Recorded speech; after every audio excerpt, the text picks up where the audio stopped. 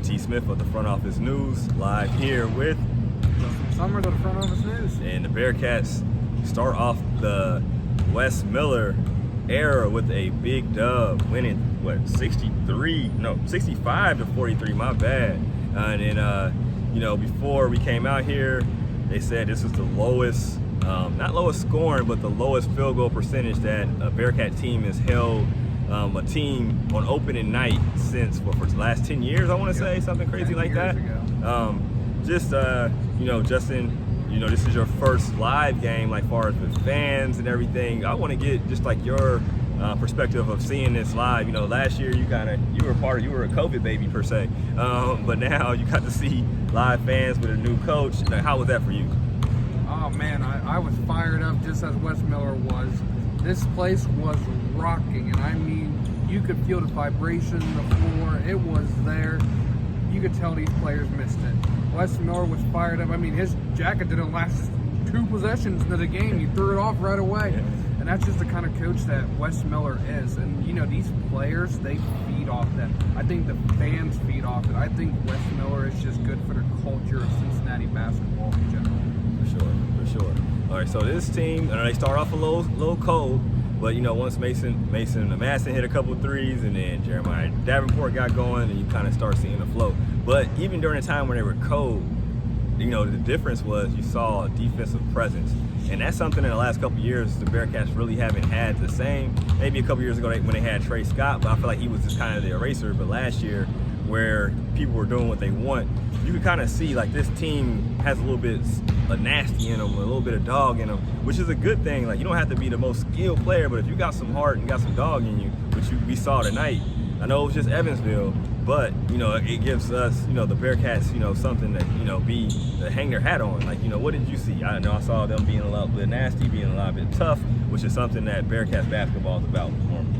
Oh yeah, I mean, they're like you hit on. I mean, they were nasty. They were really tough in the paint. I mean, they were swatting at everything. They got a little bit of foul trouble, which Wes Miller hit on, that they need to work on foul trouble in general, and just tiny little kinks that they got to work on. But otherwise, I mean, they were great on the defensive side. A lot of rim protection, shot blocking. I mean, there was 4 different guys with blocks today. I think Mason got one. I know that Hayden got one, Odie got one, and I forget who the other block was, but I mean, just in general, there's so many shot blockers on this team. I mean, I haven't seen a team this defensive heavy for Cincinnati Bearcats basketball in a little while, at least. I mean, they just played great. And even on the offensive side, I mean, that's not the takeaway from. But I mean, they shot the ball pretty well. They went on a couple of nice runs in the game. I think one of their runs was like a 15-1 run at one point over 5 minutes. I mean, that's pretty good. I mean, it shows the defensive side, obviously, but the fact of the matter is that they were hitting their shots. They were good from behind the arc today. You relied, Jeremiah Davenport did what he normally does. He provided that spark. Mason Madsen came off the bench, 2 clutch threes right away. I mean, just those guys in general, like Mikey Saunders Jr. Coach Miller hit on it in the press conference that he deserves to start. He's he's the heart of this team. He does everything he's supposed to do, but he's just so electric to be able to come off the bench. I think Mikey Saunders Jr. can do a lot more than everybody expected him to do. I mean, he came in first minute. I think he came in. He got a steal and an and one just right away. Just those kind of momentum changes can really change the game. So I liked what I saw a lot. Same. And we won't keep you guys here longer, but I wanted to touch base on Victor Laquin. Dude was balling, man. Like, straight up. Like, I'm a part of the Victor fan club now, so I will not take any Victor slander right now. Like, I mean, you can come talk to me about it, but I'm all in, man. The dude can move. Like, I didn't expect him to be able to move like that. I know I saw a little bit in practice, and then even Wes Miller said, he's played better. Like, it was just the tip of the iceberg. He played better. He played better in practice. Had a little injury. He's just getting back for real. But dude was balling. I think he had like 7 rebounds, like 7 points.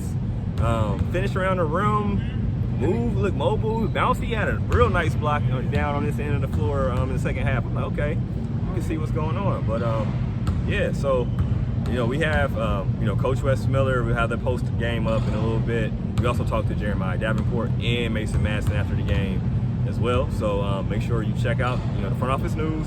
My man Justin is working on a recap as we speak. Well, he doesn't have the laptop in front of you, but he almost has it done. Make sure you guys check that out. And I'm JT Smith. And I'm Justin Summers. Oh yeah, my bad. We're gonna keep going. The Bearcats are now number 5 in the college football playoff. And props to Wes Miller. He let us like really watch it during the post game. So that's the kind of guy Wes Miller is. Yep. Man. So yeah, we had to touch that. So now moved up one spot. I'm still pissed they're not in the top 4, but I'll take that. After winning by 8 points against Chelsea. Slowly but surely. Slowly but surely. Slowly Baby but surely. steps. Baby steps. Just keep winning. It's gonna work itself out, right?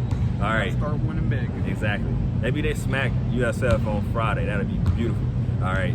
So, but I'm JT Smith. And I'm Justin Summers. All right, guys. We signing out.